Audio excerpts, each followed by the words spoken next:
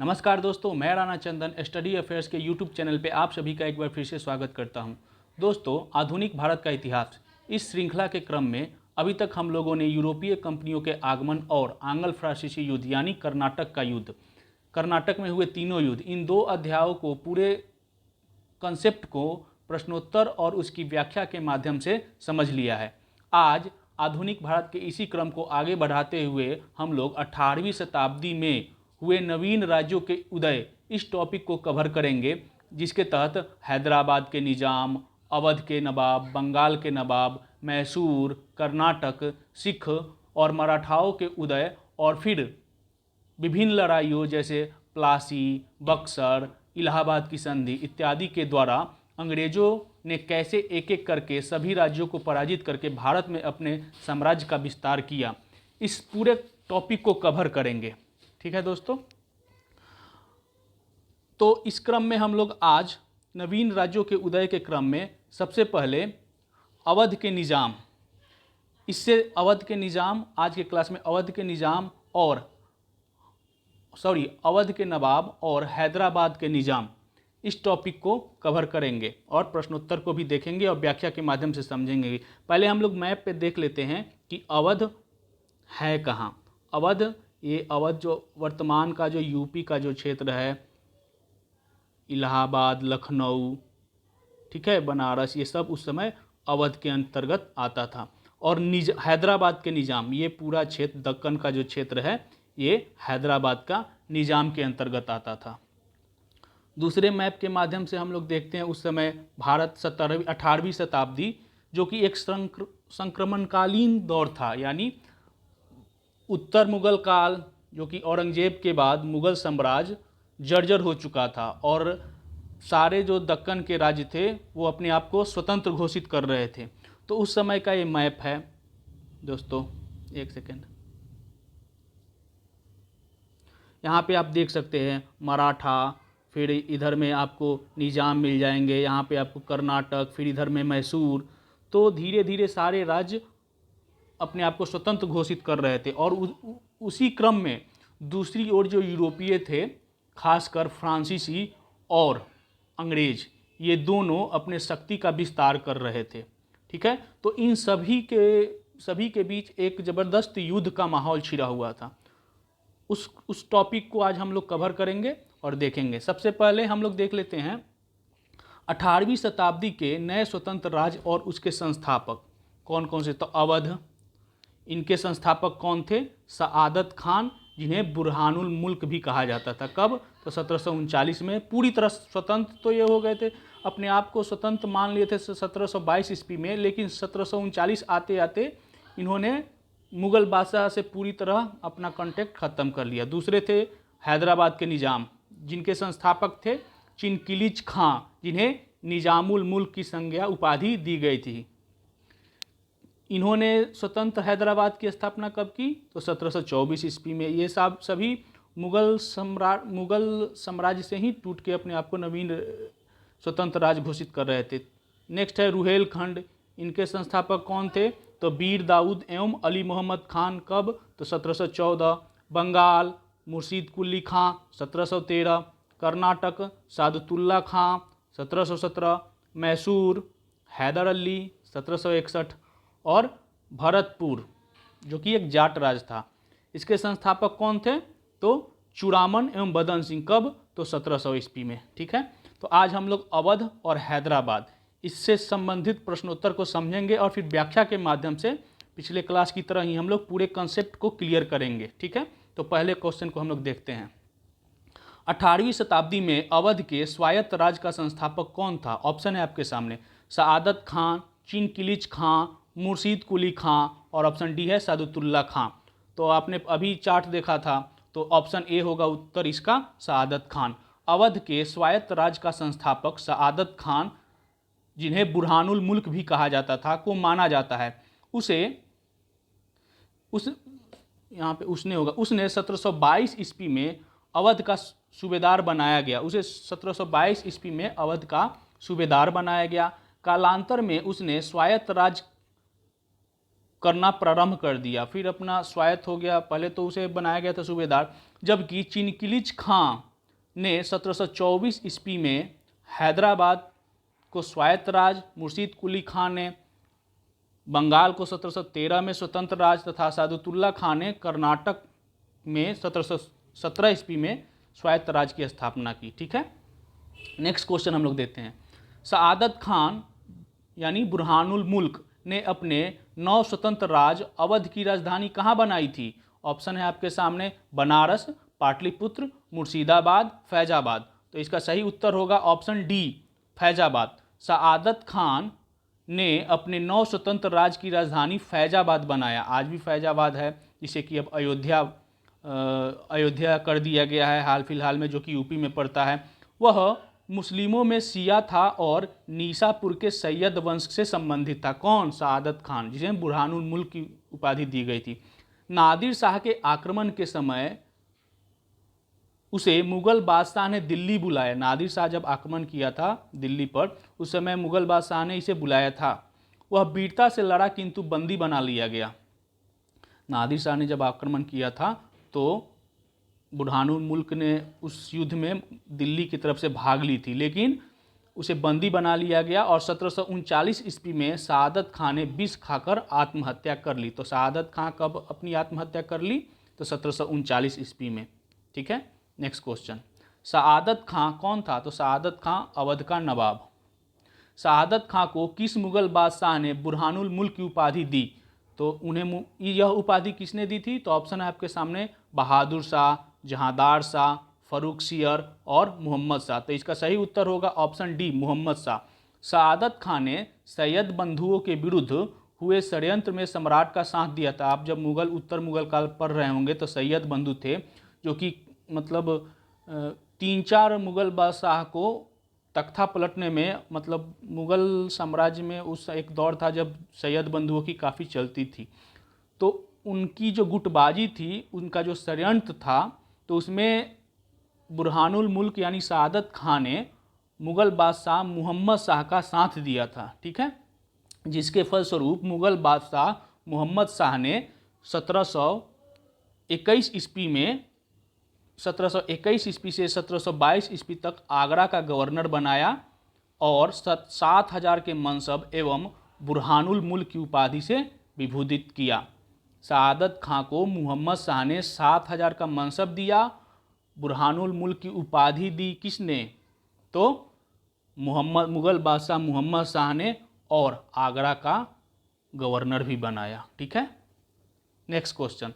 1739 ईस्वी में सआदत खान की मृत्यु के बाद अवध का नवाब किसे बनाया गया? ऑप्शन है आपके सामने सफदरजंग, शुजाउद्दौला, अशफुद्दौला, वाजिद अली शाह। तो इसका सही उत्तर होगा ऑप्शन ए, सफदरजंग, जिसे अबुल मंसूर खां भी कहा जाता था। सआदत खान का कोई पुत्र नहीं था। अवध की जो स्थापना की थी सआदत खान, जिसे बुरहानुल मुल्क की उपाधि मुगल बादशाह मोहम्मद शाह ने दिया था, उसका अपना कोई पुत्र नहीं था। अतः उसका भतीजा व दामाद, भतीजा जो कि उसका दामाद था, सफदरजंग, जिसे अबुल मंसूर खां भी कहा जाता था, उत्तराधिकारी बना। मुगल सम्राट मोहम्मद शाह ने एक फरमान द्वारा सफदरजंग को अवध का सूबेदार नियुक्त किया। ठीक है, नेक्स्ट क्वेश्चन। 1742 ईस्वी में अवध के किस नवाब ने कुछ समय तक के लिए पटना पर अधिकार कर लिया था? क्योंकि आने वाले दिनों में बीपीएससी द्वारा 2 एग्ज़ाम कंडक्ट कराने वाले हैं, बीपीएससी सिविल सर्विस और सीडीपीओ। तो ये क्वेश्चन हमने जानबूझकर ऐड कर लिया था, शायद ये क्वेश्चन आ जाए। तो 1742 ईस्वी में अवध के किस नवाब ने कुछ समय के लिए पटना पर अधिकार कर लिया था? तो ऑप्शन है आपके सामने अशफुद्दौला, सफदरजंग, शुजाउद्दौला और वाजिद अली शाह। इसका सही उत्तर होगा ऑप्शन बी, सफदरजंग। ठीक, 1742 ईस्वी में पटना पर अधिकार कर लिया था किस अवध के नवाब ने? तो सफदरजंग ने। Next question. 1748 ईस्वी में अहमद शाह अब्दाली के भारत पर प्रथम आक्रमण के दौरान अवध का नवाब कौन था?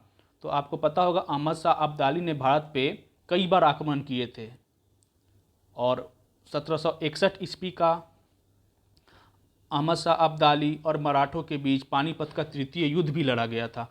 तो वही अहमद शाह अब्दाली भारत पर पहली बार जब आक्रमण किया, उस समय अवध का नवाब कौन था?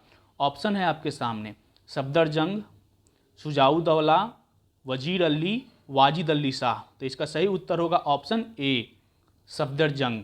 1748 ईस्वी में अहमद शाह अब्दाली के भारत पर प्रथम आक्रमण के दौरान सफदरजंग ने अब्दाली के विरुद्ध युद्ध में भाग लिया था। ठीक है, इसके पहले नादिर शाह के विरुद्ध किसने भाग लिया था? तो जो बुरहानुल मुल्क था उसने नादिर शाह के विरुद्ध भाग लिया था और अहमद शाह अब्दाली के विरुद्ध सफदरजंग ने भाग लिया था। युद्ध के बाद बादशाह अहमद शाह ने उसे वजीर के रूप में नियुक्त किया। मुगल बादशाह युद्ध के बाद सफदरजंग को वजीर नियुक्त किया। किसने? मुगल बादशाह अहमद शाह ने। इसी कारण सफदरजंग को नवाब वजीर के भी नाम से जाना जाता है। सफदरजंग को, अब क्वेश्चन आएगा नवाब वजीर, अवध के किस नवाब को नवाब वजीर की उपाधि नाम से जाना जाता है? तो कौन हो जाएगा उत्तर? सफदरजंग। ठीक है, इसके साथ ही उसे इलाहाबाद का प्रांत भी दे दिया गया। इलाहाबाद प्रांत को उसी समय अवध में दे दिया गया सफदरजंग को। ठीक है, नेक्स्ट क्वेश्चन, अवध के किस नवाब के समय में लखनवी तहजीब विकसित हुई? आज भी हम लोग सुनते हैं लखनवी तहजीब। ठीक है, तो यह किसके, अवध के किस नवाब के समय विकसित हुई थी? ऑप्शन है आपके सामने सफदरजंग, शुजाउद्दौला, वजीर अली और वाजिद अली शाह। तो इसका सही उत्तर होगा ऑप्शन ए सफदरजंग। सफदरजंग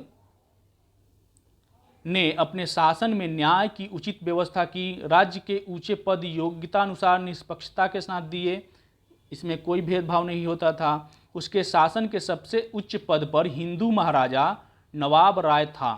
तो हिंदू महाराजा को भी सबसे उच्च पद पर वो बैठाया था, मुस्लिम होते हुए भी योग्यता को ये वरीयता देता था। हिंदुओं व मुसलमानों के प्रति भेदभाव की नीति इसने नहीं अपनाई। किसने? सफदरजंग ने।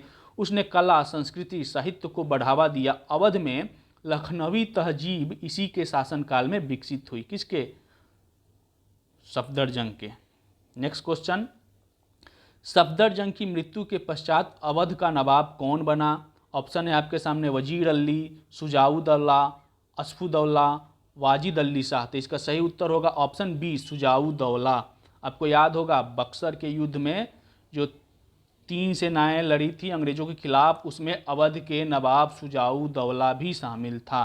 ठीक है, तो यही वो शुजाउद्दौला है जो 1754 ईस्वी में सफदरजंग की मृत्यु के पश्चात, जो कि उसका पुत्र था शुजाउद्दौला, किसका पुत्र था? सफदरजंग का, यह अवध का नवाब बना। उसने 1759 ईस्वी में निर्वासित मुगल सम्राट शाह आलम द्वितीय को अपने राज्य में शरण दी। यही कारण था कि शाह आलम द्वितीय जब दिल्ली में सिंहासन रूढ़ हुआ तो शुजाउद्दौला को वजीर का पद दिया।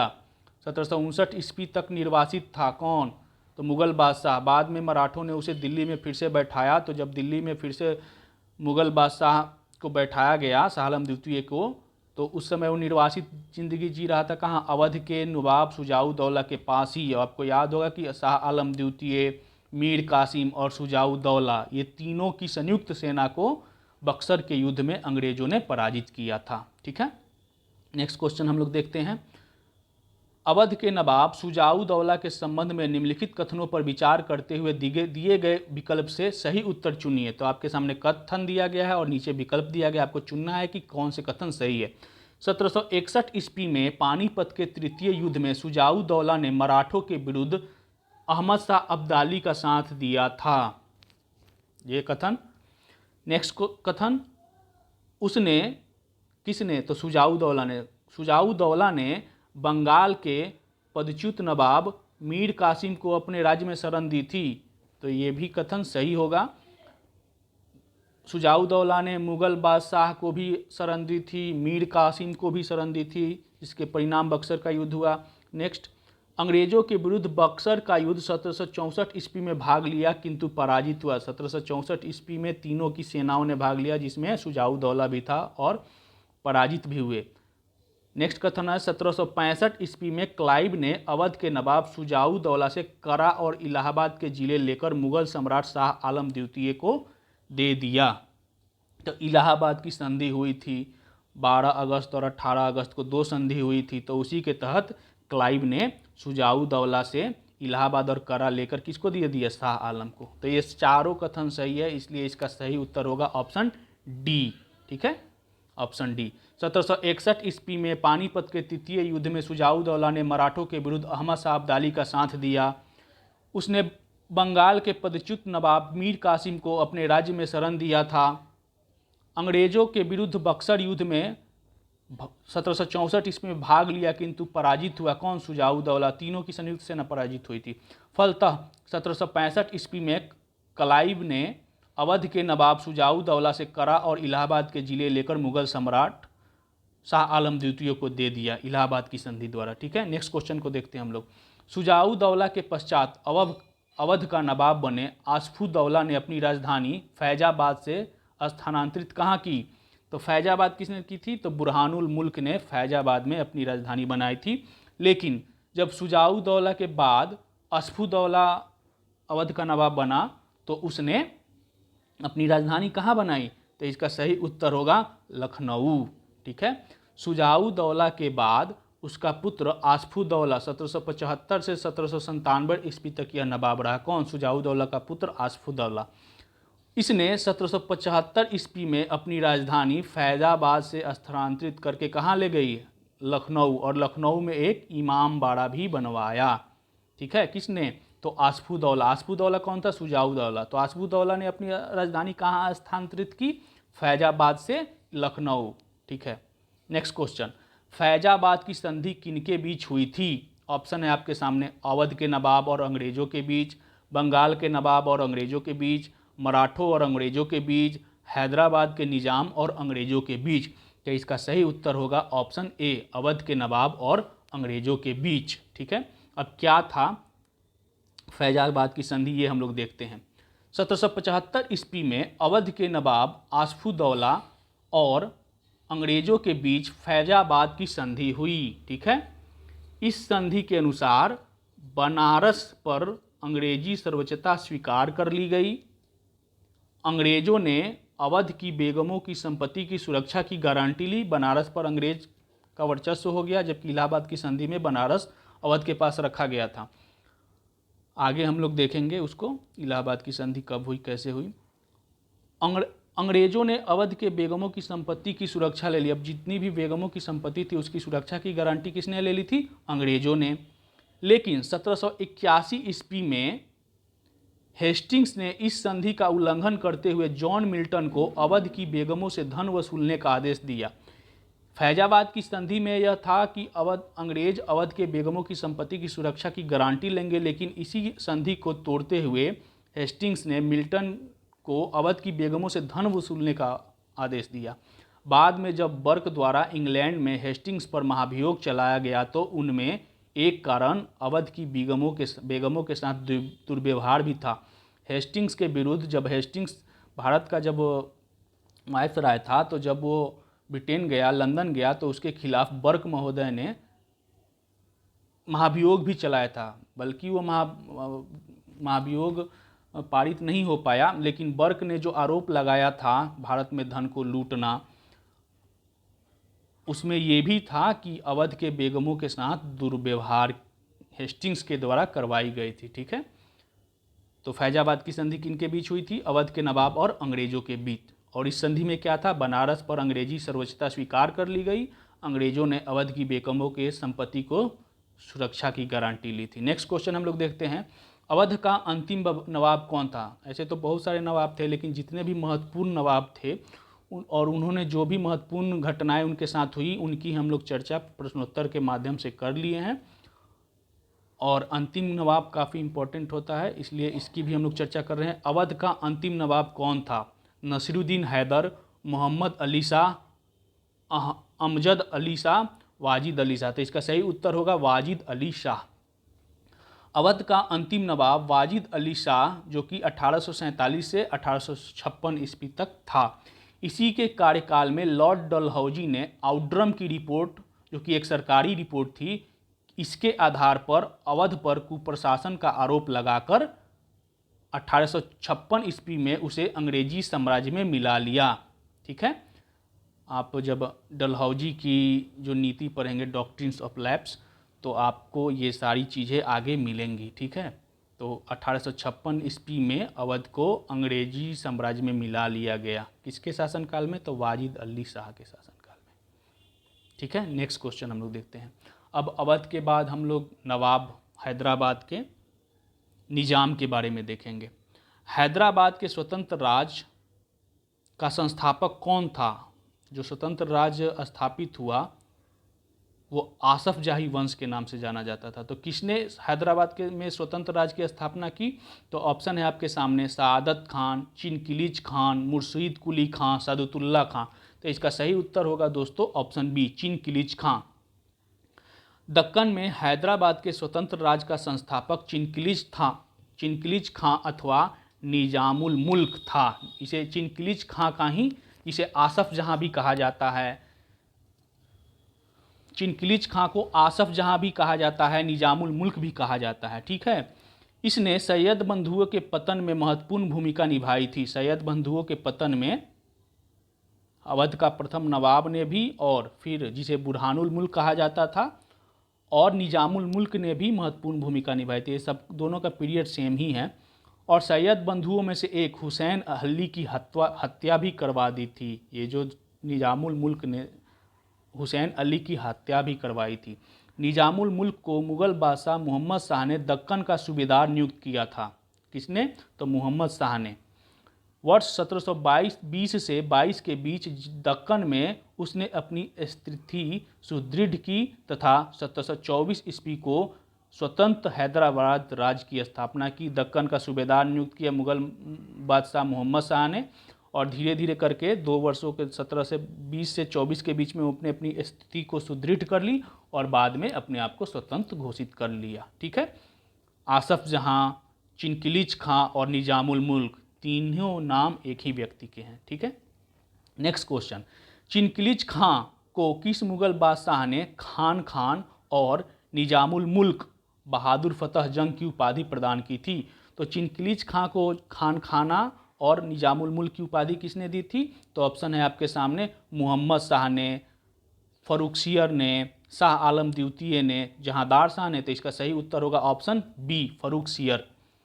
सम्राट बनने के बाद फर्रुखसियर, और फर्रुखसियर का मुग़ल सम्राट कब से कब तक था? 1713 ईस्वी से 1719 ईस्वी तक। ठीक है, तो सम्राट बनने के बाद फर्रुखसियर ने निजामुल मुल्क को खाना और निजामुल मुल्क बहादुर फतह जंग की उपाधि प्रदान की थी चिनकिलिच खां को। ठीक, वही है चिनकिलिच खां, वही है निजामुल मुल्क, वही है खाना, वही है आसफ जहां। ठीक है, नेक्स्ट क्वेश्चन। निजामुल मुल्क और मुग़ल सूबेदार मुबारिज खां के बीच सुकरखेड़ा का युद्ध किस वर्ष हुआ था? ऑप्शन है आपके सामने 1720 ईस्वी में, 1722 ईस्वी में, 1724 ईस्वी में और 1725 ईस्वी में। तो इसका सही उत्तर होगा ऑप्शन बी, यानी 1724 ईस्वी को। 11 अक्टूबर 1724 ईस्वी को मुबारिज खां, जो कि मुग़ल साम्राज्य में एक सूबेदार था, तो 1724 ईस्वी को मुबारिज खां एवं निजामुल मुल्क के बीच सुकरखेड़ा नामक स्थान पर युद्ध हुआ। बाजीराव की सहायता से निजामुल मुल्क ने मुबारिज खां को पराजित किया। बाजीराव पेशवा जो था, बाजीराव, उसने सहायता की किसकी? तो निजामुल मुल्क की, और उसकी सहायता से जो मुग़ल सूबेदार मुबारिज खां था, जो कि मुग़ल बादशाह के कहने पे ही निजामुल मुल्क की हत्या करने आया था, उसको पराजित किया। किसने? निजामुल मुल्क ने।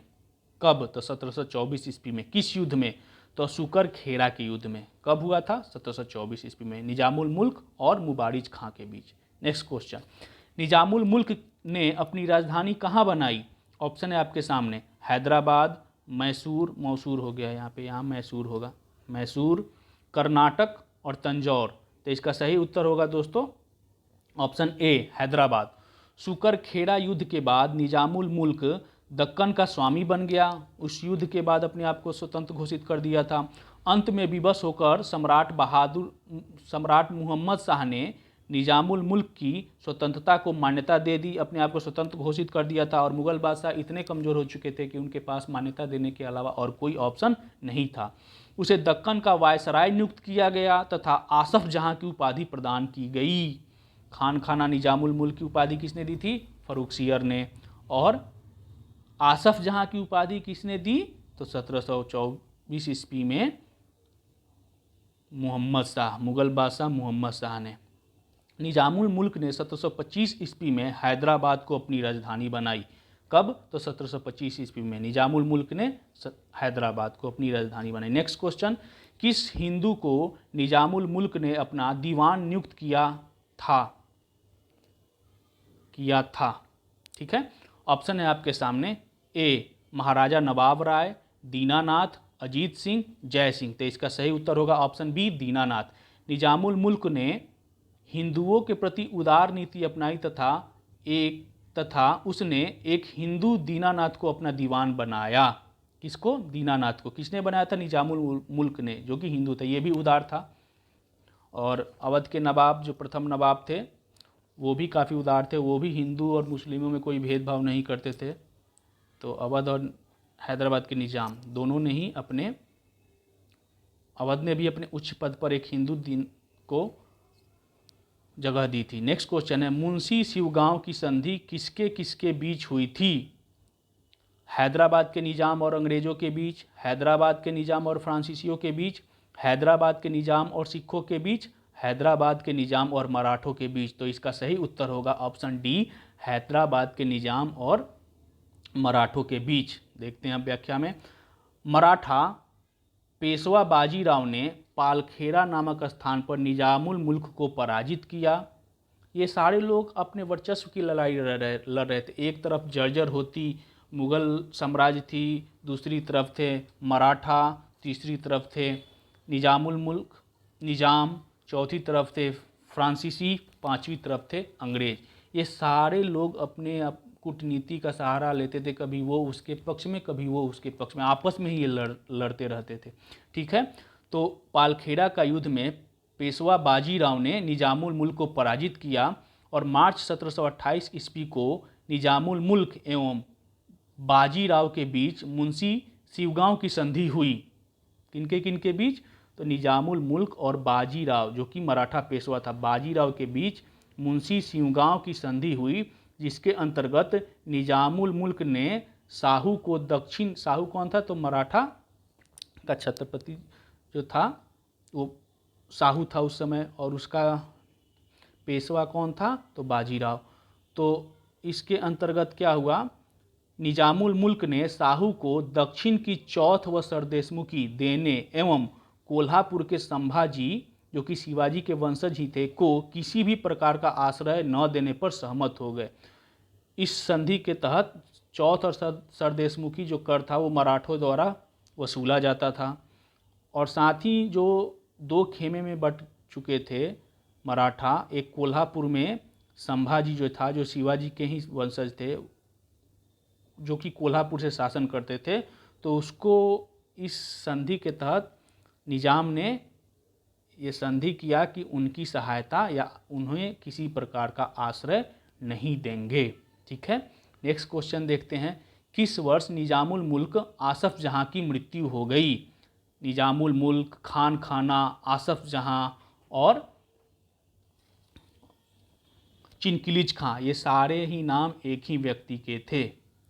ऑप्शन है आपके सामने, इसकी मृत्यु कब हुई? 1740 ईस्वी में, 1744 ईस्वी में, 1748 ईस्वी में, और ऑप्शन डी 1749 ईस्वी में। तो इसका सही उत्तर होगा 1748 ईस्वी में। 1748 ईस्वी में निजामुल मुल्क आसफ जहां की मृत्यु के पश्चात उसके पुत्र नासिर जंग एवं उसके भतीजे मुजफ्फर जंग के बीच उत्तराधिकार के लिए संघर्ष प्रारंभ हो गया, जिसके फलस्वरूप विदेशी शक्तियों को हैदराबाद के निजाम राज्य में अपने प्रभाव को बढ़ाने का अवसर मिला। कर्नाटक के युद्ध में जब हम लोग क्वेश्चन आंसर कर रहे थे, तो आपने इस मुजफ्फर जंग, नासिर जंग के बीच हुए युद्ध को आपने ज़रूर पढ़ा था। इसमें मुजफ्फर जंग फ्रांसीसियों के तरफ और नासिर जंग अंग्रेज़ों के तरफ, इनके सपोर्ट से आपस में कर्नाटक के 3 युद्ध लड़े गए। ठीक है, नेक्स्ट क्वेश्चन हम लोग देखते हैं, वेलेजली की सहायक संधि को सर्वप्रथम किसने स्वीकार किया? वेलेजली की सहायक संधि को सर्वप्रथम किसने स्वीकार किया? तो ऑप्शन है आपके सामने, हैदराबाद, अवध, तंजौर, ग्वालियर। इसका सही उत्तर होगा ऑप्शन ए, हैदराबाद। सितंबर 1798 ईस्वी में हैदराबाद के तत्कालीन निजाम अली ने वेलेजली की सहायक संधि को स्वीकार कर लिया। उस समय से हैदराबाद के शासक अंग्रेजों पर आश्रित हो गए। हैदराबाद के निजाम वेलेजली की सहायक संधि को स्वीकार करने वाला प्रथम राज्य था। तो पहली वेलेजली की सहायक संधि को स्वीकार करने वाला प्रथम राज्य कौन था? तो हैदराबाद। ये क्वेश्चन बार बार पूछा जाता है, ठीक है।